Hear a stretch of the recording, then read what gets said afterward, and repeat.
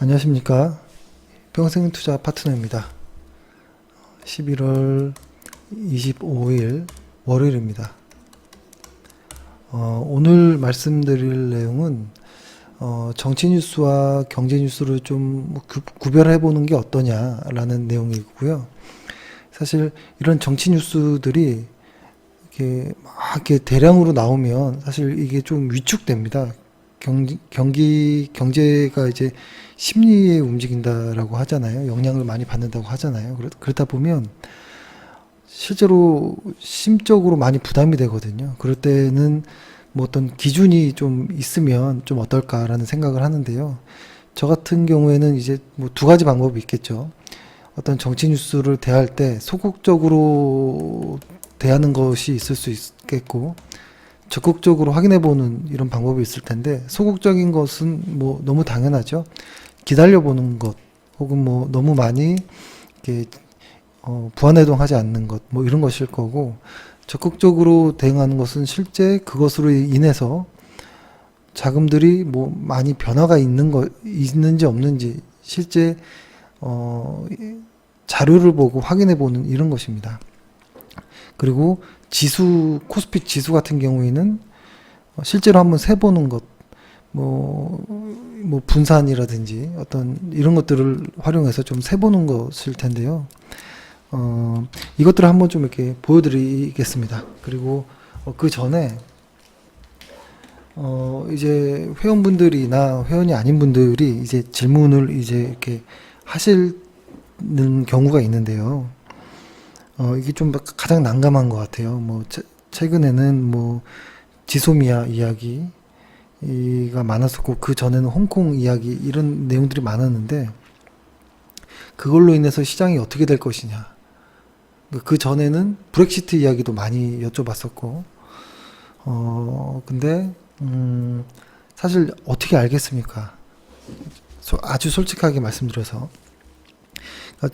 근데 회원분들이 저를 너무 아주 좋게 보셨는지 꼭 제가 알 것처럼 이렇게 질문을 하시더라고요. 근데 저는 모르죠. 사실 알 수가 없는 것이고, 그냥 현재까지의 어떤 내용들만 있는 그대로의 어떤 팩트들만 좀 확인하려고 하는 것이죠. 미래는 그 누구도 모르는 것입니다.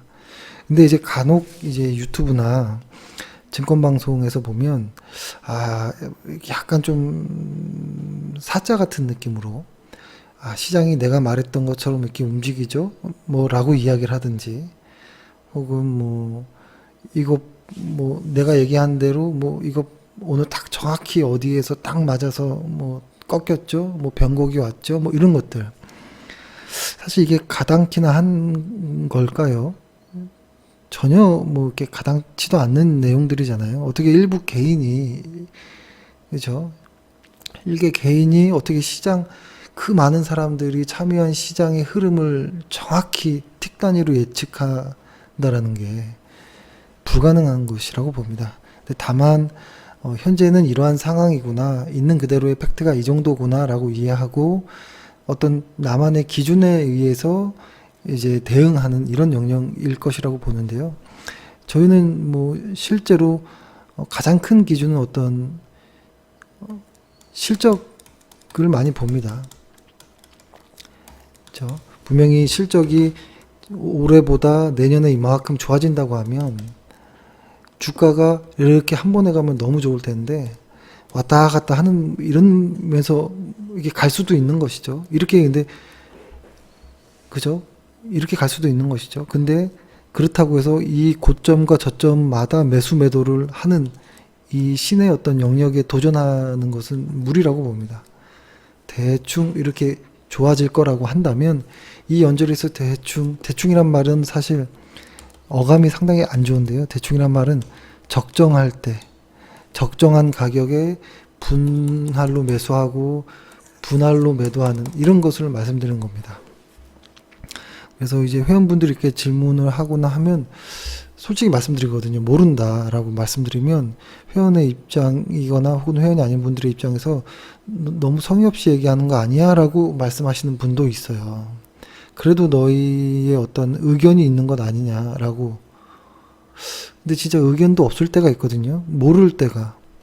최근에는 지소미아 뭐 이런 내용이죠. 이거에 저의 의견이 사실 뭐 없습니다. 잘 알지도 못하겠고, 전혀 뉴스도 오락가락한 뉴스에서 어떤 균형을 잡기도 힘들고, 그래서 이럴 때는 어떻게 하는지 저희의 입장에서 좀 생각을 해보면 한번 일일이 해볼게요. 일단은 시장이 아주 복잡한 어떤 내용일 때, 그러니까 최근에 본다면 미국과 중국이 협상이 좀 어그러지는 거 아니야? 라고 했을 때 실제로 뭘 볼 것인지, 그런 어떤 정치적인 어떤 뉴스들이 막 쏟아질 때 그 뉴스에 휩쓸리기보다는 어떤 실제로 어떤 달러의 어떤 투기적 수요를 확인해 본다든지, 그리고 최근에 홍콩이 아주 불안하다라는 이런 뉴스, 실제로 불안한 게 맞잖아요. 근데 이것으로 인해서 정치적인 어떤 내용으로 인해서 경제에 영향이 있을 것인지를 보면 실제로 홍콩에 돈이 유출입되는 이 흔적들을 보는 것이죠. 그렇죠? 그리고 이러한 내용들로 인해서 우리 지수가 많이 힘들거나 꺾일 거야 라고 본다면 우리 지수에서 실제로 매수세가 강한지 매도세가 강한지를 좀 이렇게 참고해 보는 뭐 이런 것이겠죠. 그래서 요 순서대로 한번 좀 이렇게 이야기를 해 보면, 일단 미국과 어떤 중국 간의 어떤 협상이 좀 잘 안 될 것 같다라고 했다면, 제가 표를 하나 보여드려 볼게요. 했다면 이게 지금 이 진한색, 이 초록색, 이 진한색 이렇게 방향이 아래로 내려오는 이 초록색 선이 뭐냐면 달러 지수의 투기적인 순매수 포지션입니다. 근데 최근에는 하방을 향하고 있죠. 그리고 이 흐린색, 회색선, 이 흐린 선이 달러 지수입니다. 근데 이걸 보면 알 수 있듯이 뭐라고 할까요? 미국과 중국의 무역 협상 기대가 없다면 달러 지수에 대한 투기적 순매수 포지션은 먼저 증가했을 겁니다. 이렇게 쫙 올라갔을 거예요. 자, 달러가 아주 강할 것이죠. 그리고 우리나라 혹은 뭐 중국의 어떤 환율은 약해졌을 것이고, 근데 실제로는 최근에 어떤 이슈들이 나오긴 했지만 실제로 보면 이 달러 지수의 투기적 순매수 포지션은 아주 급감하는 이런 모습이거든요. 10월 초에 고점 대비 반토막 정도 난 수준이니까 시장에서 실제로 트레이딩 하는 쪽의 입장은 지금의 어떤 이 혼란스러운 이런 뉴스들을 그렇게 보진 않는 것처럼 이렇게 느껴집니다. 그리고 아까 말씀드렸던 것처럼 홍콩이 진짜 불안하다면 홍콩에 투자하고 있는 사람들은 돈을 빼내고 있을까라고 봐야죠. 실제로 불안하다면 돈을 빼내야지 정상일 거잖아요. 한번 볼게요. 이것도 표를 보면 일단은 요 구성된 거를 먼저 볼게요. 홍콩에 투자하고 있는 기업 중에서의 그 나라별 비중을 표시한 건데요. 일단은 중국이 가장 많은 비중으로 홍콩에 투자를 하는 것이고, 일본, 미국, 이렇게 영국 순인데요. 여기서 보면은 중국 본토에서 투자하는 게 가장 크죠. 이거를 이제 흔히 뭐라고 하냐면 중국에서 홍콩으로 그러니까 중국에서 홍콩으로 유입되는 거, 이것을 이제 남하 자금이라고 하고요. 홍콩에서 중국으로 돈이 유입된 것을 북상 자금이라고 하는데요. 이거의 이 차를 가지고도 볼 수도 있고, 혹은 실제로 남하 자금, 그러니까 요거죠. 중국에서 홍콩으로 돈이 이렇게 들어오는, 중국에서 홍콩으로 유입되는 남하 자금을 누적으로 이렇게 좀 표를 한번 봐 보면 요렇게. 오히려 최근에 그런 안 좋은 어떤 이슈들이 많았음에도 불구하고 초부터 해서 아주 가파르게 증가하고 있다는 걸 알 수가 있거든요.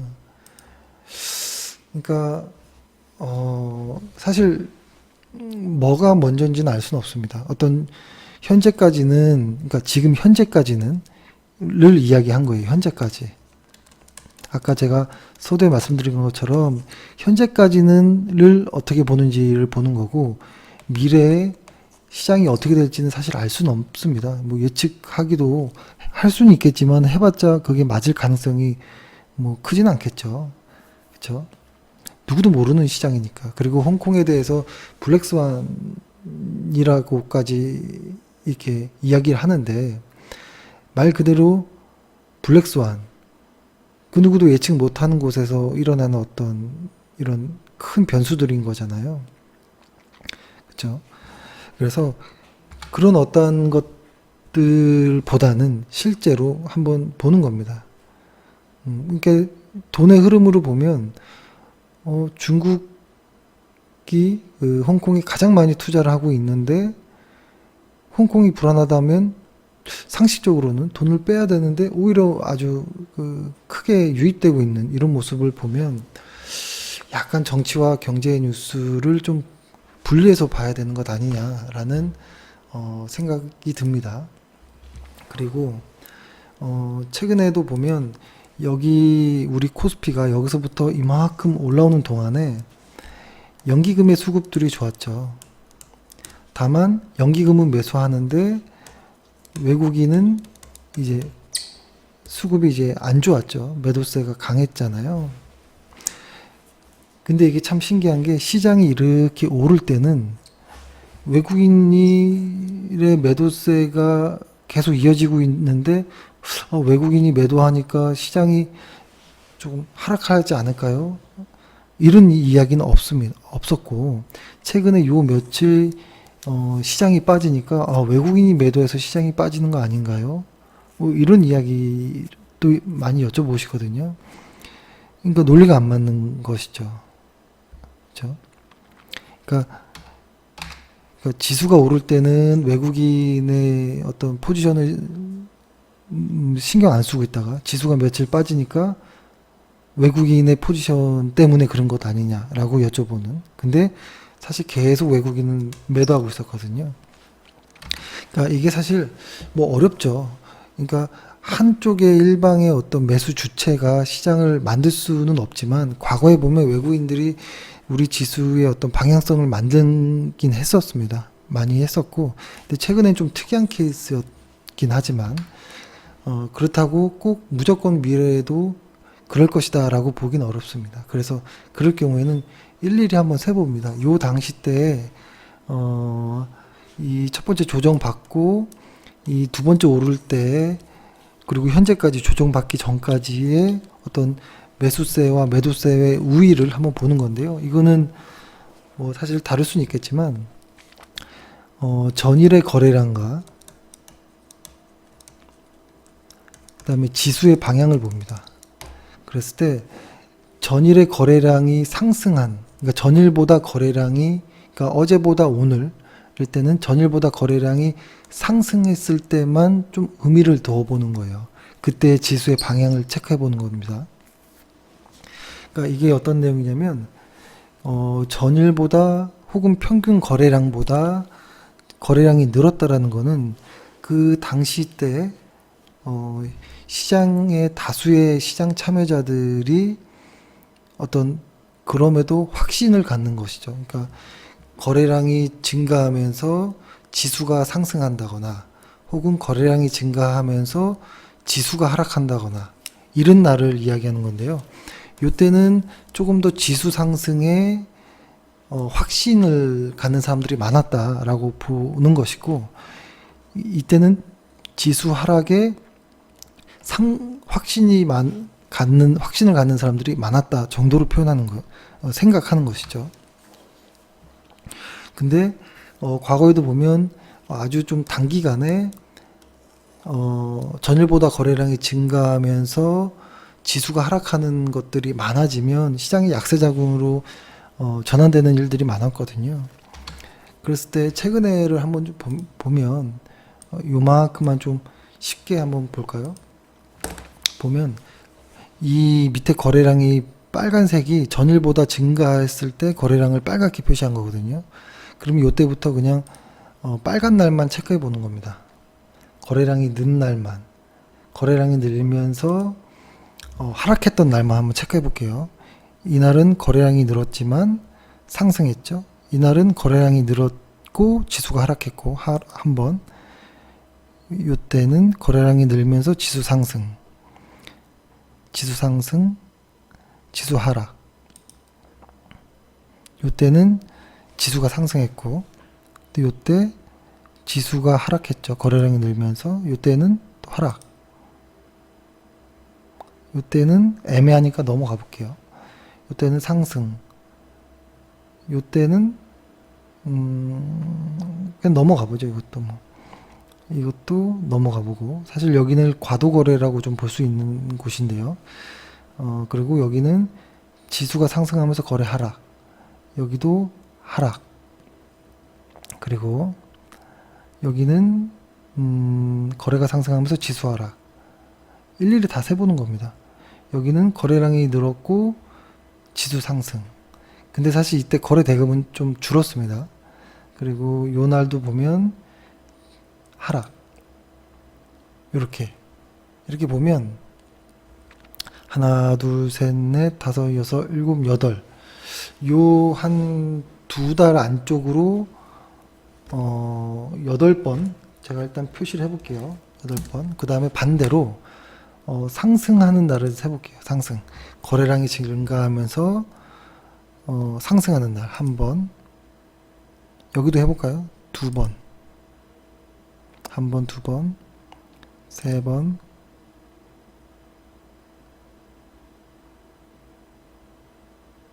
여기도 네 번. 여기도 애매한 거 두 개 빼고,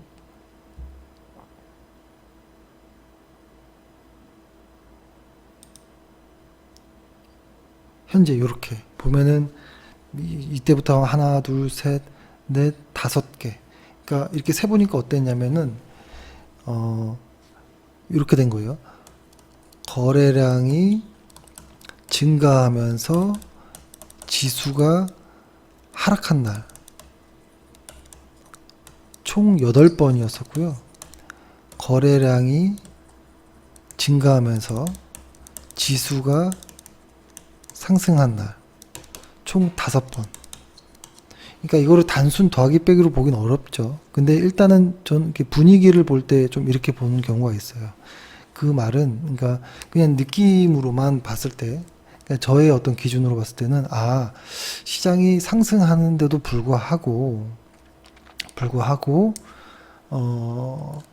거래량이 증가하면서 지수 하락. 그러니까 지수 하락에 확신을 갖는 사람들이 한 8차례, 그리고 상승에 확신을 갖는 사람들이 5차례. 그러면 일단 이쪽이 좀 많잖아요. 그러니까 이때를 매도 우위 시장, 이때를 매수 우위 시장이라고 봤을 때, 지금 최근에 보면 매수보다는 매도가 우위인 시장이구나, 이렇게 저는 개인적으로 판단한다라는 것이고, 근데 이거를 좀 이렇게 길게 보면 요때는 달랐어요. 이때는 계속 매수 우위인 시장이었거든요. 매수세가 많았었어요. 거래량이 증가하면서 매수가 많았고, 그래서 이 조정도 금세 좀 올라가지 않았나라는 생각이 들고요. 근데 지금은 같은 상승이긴 하지만 이때는 매수가 우위면서 상승했었고, 지금은 매도가 우위에 있으면서 상승을 하고 있는 것, 이게 좀 다른 것 같아요. 그래서 오늘 지난주부터 좀 하락이 있었는데요. 오늘도 분명히 1% 이상 상승을 했고, 근데 다만 오늘은 거래량이 감소하면서 상승하는, 즉 그러니까 시장 지수 상승에 확신에 찬 사람들이 좀 적었던 그런 날이다라고만 판단하는 겁니다. 그러니까 내일 당장 뭐 반등을 하든 하락을 하든 그거는 일단 알 수는 없는 것이고, 이게 저의 그냥 직감적인 거는 이런 거예요. 일단은 크게 1차, 2차 상승이 있었는데 요때는 아주 강했던 시장, 매수가 아주 강했던 시장. 두 번째는 상승하지만 매도가 좀 강한 시장. 이렇게 보는 것이고, 근데 다만 여기에 매도가 강했던 그 날들이 많아지면서 시장이 약세로 전환되기에 좀 충분한 어떤 시장의 여건이 마련된 듯한 모습 정도로 파악을 하는 것입니다. 그 이후에 수급을 좀 봤을 때, 지금까지의 수급은 누가 이렇게 했었구나. 지금까지는 누가 이렇게 수급을 매도를 했었구나. 뭐 이렇게 좀 이해하는 것이죠. 이거를 1대1로 외국인이 샀으니까 오르고 외국인이 팔았으니까 매도 하락하고 뭐 이렇게 1대1로 볼 수는 없다라는 것으로 저는 봅니다. 그렇죠. 그래서 그때 이렇게 분산이 많이 나왔을 때, 요 당시 때 좀 말씀드렸던 것 같아요. 분산과 가도거래가 나왔을 때 비중을 추가로 너무 늘릴 필요는 없고 신용은 조금 갚고 뭐 이런 내용들을 좀 말씀드렸던 것 같아요. 시장 약세에 뭐 대비하자 뭐 이런 방송을 했던 것 같은데요. 이렇게 본다는 것이죠. 그래서 이건 역시도 저의 의견인 것이지 시장은 정답이 없습니다. 그렇기 때문에 참고만 해보는 겁니다. 저의 어떠한 생각이 그럴싸하다면 참고해보는 것으로 만족하는 것이고요. 근데 다만 가장 조심해야 되는 것은 저같이 이렇게 방송을 하는 사람들이 확언을 하는 경우들이 있습니다. 확언. 내일 뭐 얼마까지 갈 겁니다. 뭐 얼마, 그리고 실제로 좀 가면 이봐요, 내가 말한 대로 진짜 가죠? 뭐 이렇게 점쟁이처럼 하는 순간 그런 사람들은 상당히 위험해지는 것 같아요. 그런 사람들이 시장에서 오랫동안 살아남은 사람들이 흔하지 않았거든요. 항상 누군가에게는 피해를 주고 본인도 다치고 뭐 그랬었는데요. 그러니까 저희가 뭐 비겁한 것도 있는 것이겠죠. 근데 솔직히 그것보다 더 이면에는 진짜 모른다라는 것이 가장 솔직한 거예요. 아니 어떻게 이렇게 방송하는 사람이 뭐 이렇게 물어볼 수도 있는데요. 근데 진짜 모르는 걸 모른다고 이야기하는 거거든요. 다만 아까 그 카페에 올렸던 것처럼 뭐 골드만삭스의 어떤 투자 의견 뭐 이런 것처럼 어떤 실적의 기준을 삼는다면 올해는 그 어떤 나라보다 EPS가 하향 조정되었지만 내년에는 그 어떤 나라보다 EPS가 상향되는 폭이 가장 크다. 증가율이 가장 높다. 그러면 올해보다 내년이 좋겠지. 라고 판단을 하는 것이고, 그리고 현재 가격 구간이 낮은 구간인지 뭐 높은 구간인지를 확인해 보는 것이죠. 근데 저희가 판단하기로는 분명히 올해보다는 내년의 어떤 실적에 대한 내용들이 좋을 것이라는 시장 예측치들이 많고요. 그것을 이제 가격으로 보면은 높다라기보다는, 그러니까 일간 차트로 보면 현재 좀 높이 올라온 것처럼 보이는데요. 월간 차트로 보면 그럼에도 아직은 우리 시장이 낮은 구간에 있다. 그것을 스토캐스틱으로 좀 보조적으로 참고도 한다. 뭐 이렇게 말씀드리는 것 같아요. 그래서 지금은 일단 방향은 틀어졌다라고 봐요. 근데 뭐 들쑥날쑥하겠죠. 시장의 변동성은 있겠죠. 다만 시장이 우상향한다라는 생각이 들었다면, 보통 시장이 우상향할 때는 상승은 길고 하락은 짧고, 조정과 하락은 짧고 상승은 길고 하락은 짧고, 근데 여기서 반대로 하락 추세로 넘어가면 상승은 짧고 하락은 길고, 이게 반대로 가거든요. 그렇기 때문에 저는 지금은 요 언저리라고 보고요. 그렇기 때문에 상승의 포지션에 좀 집중하고 하락 포지션은 오히려 좀 정비하는, 인버스가 아닌. 근데 그죠? 요런 구간이었으면 오히려 인버스라든지 아예 매수를 안 한다든지 이렇게 되겠고, 다시 시작되는 이 상승 추세라면 이제부터는 매도 포지션이 아닌 상승 추세에 집중하는 뭐 이런 정도로 시장을 좀 대응하는 게 어떠냐라는 생각을 합니다. 예, 일단 오늘은 이렇게 말씀드리고요. 이왕 3분기 실적도 다 마무리됐고 4분기 실적들은 이제 3분기보다 조금 줄 것 같은 이런 매출이 좀 하향 조정되는 기업들이 좀 나오거든요. 다만 그 기업이 4분기에 일시적으로 주는 뭐 요거 하나만 말씀드려 볼게요.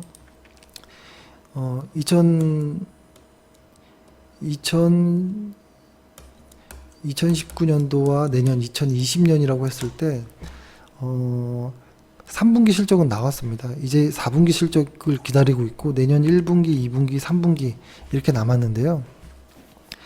4분기 실적이 지금 좀 안 좋아지는 이런 분위기는 있는데 다만 이것이 일시적인 혹은 일회성인 어떤 요인들이 연말에 가면 좀 처리하는 경우들이 있기 때문에 그 이후의 실적치들이 괜찮다면 지금의 조정, 그러니까 시장이 우상향한다라는 가정하에 지금의 이 4분기 때 조정은 힘을 모으는 혹은 비중을 확대하는 이런 어떤 전략으로 좀 포트폴리오를 좀 짜보면 어떨까라는 생각을 합니다. 네, 일단 이렇게 해서 좀 마무리 짓도록 하겠습니다. 오늘 하루 고생 많으셨습니다. 감사합니다.